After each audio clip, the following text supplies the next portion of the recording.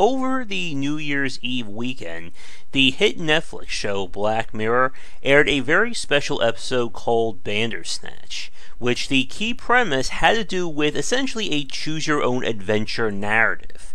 And while TV and film critics are probably left scratching their heads or having their minds blown, we all here in the video game community have seen it and done it before. But the idea behind the show and the themes it presented gives us a very interesting case to talk about the concept of the illusion of choice when it comes to game design and video game storytelling.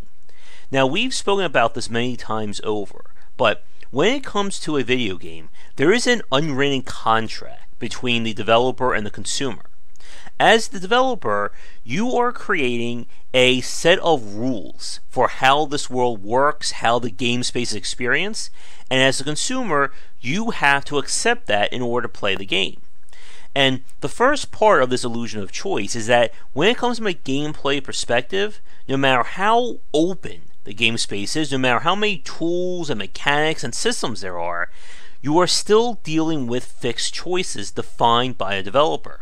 When I play a Mario game, I can't tell Mario to stop exploring the Mushroom Kingdom, hop into a car with Kirby, go visit Las Vegas, and have dinner with Waluigi.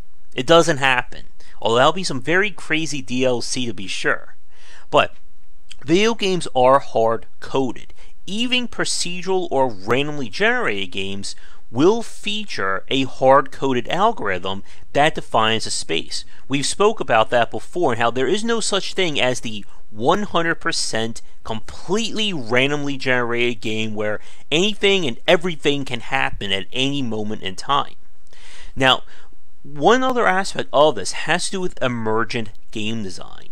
That is what we've talked about as the ability for the game space to be open and accepting enough of multiple choices and situations that the developer would never see coming.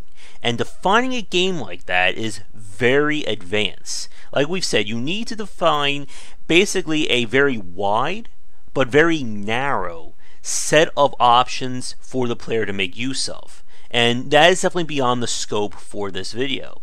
But when we talk about games like Factorio, Minecraft, Infinite Factory, and many more which I'm forgetting off the top of my head, these are games that have a defined play space, but still allow the player some measure of control. With that said though, it's still limited to the properties and the constraints of the items themselves. But in a way, emergent game design probably is the closest to mirroring real life. In real life, we deal with constraints. Again, a door is a door, a hammer is a hammer. But if you're creative enough or have enough ingenuity, you can start coming up with some clever ways of doing things differently and maybe even succeeding with that. Now, the other aspect of Bandersnatch that I want to talk about is the idea of, from a storytelling point of view, and the illusion of choice. Now, this is where the episode really hits home about kind of the game design quandary when it comes to this. And there's no way of talking about this without lightly spoiling it. I'm not going to reveal major endings or stuff like that, but if you are, completely want to go into this blind, don't watch this next part. But Bandersnatch goes for this idea that we're dealing with multiple realities, or again, the ever popular idea of, if I make a choice in one end, it creates another universe where I did the other. And the story itself definitely plays, or I should say quote-unquote plays in a manner of speaking, like what we see with modern-day adventure games. And for those of you who are fans or longtime fans of mine, you know I'm not a big fan of the Telltale Games formula, which kind of exploded and then a lot of people accepted as the highest possible form of this design, wherein you're dealing with a hard story, but the game is trying to trick you into thinking that you have choice, which incidentally comes up in Bandersnatch. One of the various plot points that the designer talked about was trying to figure out how to give the player free will, and realizing it was just as same as just promising free will, but really being in control in the back scenes or behind the table or curtain, in the matter of speaking.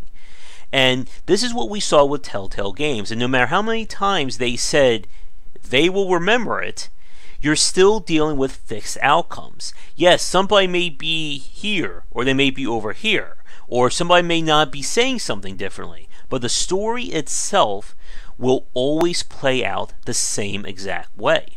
With that said, Bandersnatch does do one thing I think better than the Telltale formula, and this is my minor spoiler alert if you're watching this right now.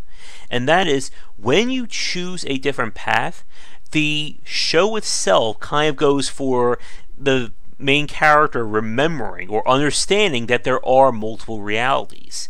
And so different events will play out in a different way if you already done it before or you did something else. And I don't want to spoil some of the examples there, because then I'm kind of taking away the mystique.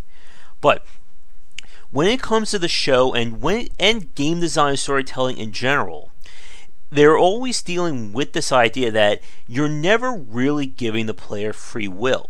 Again, you're giving them essentially, I guess you could say, like a ticket to an amusement park or something like that. You can do anything you want within that amusement park, but you are still confined by the rules and setting of said place. And while this doesn't sound all that mind-blowing and crazy, it's still an important concept for developers and people interested in game design, especially video game storytelling, to understand. And there you go. I just solved the quandary of Bandersnatch, and I didn't have to go insane to do that. Although I may have blown a few of your minds watching this right now. But we're going to switch to a little bit of game footage, as I kind of got the main point out already, and we're going to talk a little bit more about this from a gameplay point of view. But first, a quick word to our Patreon supporters. And now a quick shout out to our supporters over on patreon.com/GWBycer. Here we have footage of the infectious madness of Dr. Decker, a FMV-style choose-your-own-adventure game. And in my opinion, this game takes that kind of multiple paths and giving the player control or a feeling of control much better than the Telltale formula and even Bandersnatch. But I don't want to spoil how this game works here, because that will remove a lot of the mystique. But this is a great example again of how developers have been trying to take this choose your own adventure formula forward.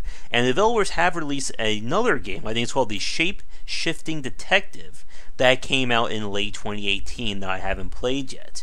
But the idea behind Bandersnatch and the whole choose your own adventure formula, it did feel, I think, very limited. It doesn't, I think, go as far as I would like in terms of basically introducing this concept of multiple realities and multiple choices and then kind of just stopping there. And I'm not a huge fan of Black Mirror, and that would, again, fill up its own post and video right here. But the idea that the show presented and what game designers struggle with in terms of presenting the illusion of choice is a real element. And it's something you need to understand in terms of building a narrative around your game. Because if you can't give the player the illusion of free will, then you have to go for more of a highly edited or more focused story. And you've got to be really careful in terms of these two extremes. If your story is so focused that the player has no way of manipulating it, then you must rely on the story that you're telling to keep the player invested. If you give the player that illusion of free will or try to make all their choices matter, then you run to the issue that you're going to have to keep those players appeased, with all those choices either mattering or being referenced. And we saw how this could go wrong with the game, with Mass Effect 3. And how BioWare ran into this very annoying issue that when you present 3 games worth of choices and situations to the player, that people kind of wanted to see everything play out. And there is no way you can do that. There is no designer in the world who can figure out how to take 3+ or even more games of story and choices and narrative and have it all fit and be referenced and have it make sense. That's when we get to like the whole Bandersnatch going insane, I think, element from the show. But we're going to wrap things up here for today. when it comes to video game storytelling, again, you have to figure out just what exactly the story you're going to tell and how much of it is up to the player. Again, even when we talk about action-based games or more of a game-oriented or gameplay-oriented focus, the player can still have control in terms of what abilities they choose, how they define their character, etc., etc., and you can still have the story itself being largely set.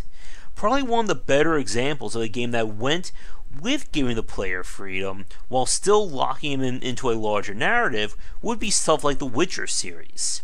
But to wrap it up here, my question for everyone watching is, can you think of games that have done the illusion of choice right?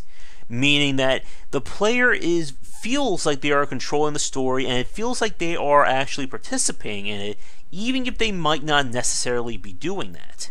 And can you think of other examples of games that failed to present the player with that feeling of free will? And of course, again, the Telltale games don't count because we already covered them. But thank you so much for watching this video. Be sure to check out our Discord and Patreon, all that great stuff linked down below. And come back for daily discussions on game design here and on Game Wisdom, where we examine the art and science of games. If you're looking for another book about game design, be sure to check out my first title, 20 Essential Games to Study, out now. Thanks for watching the video. If you enjoyed things, be sure to do all the liking and subscribing that the kids are doing these days. Check out our Discord channel linked down below where we hang out and chat game design, and come back later tonight for our regular streamings. But that's it, and tune in for more great content here and on Game Wisdom, where we examine the art and science of games.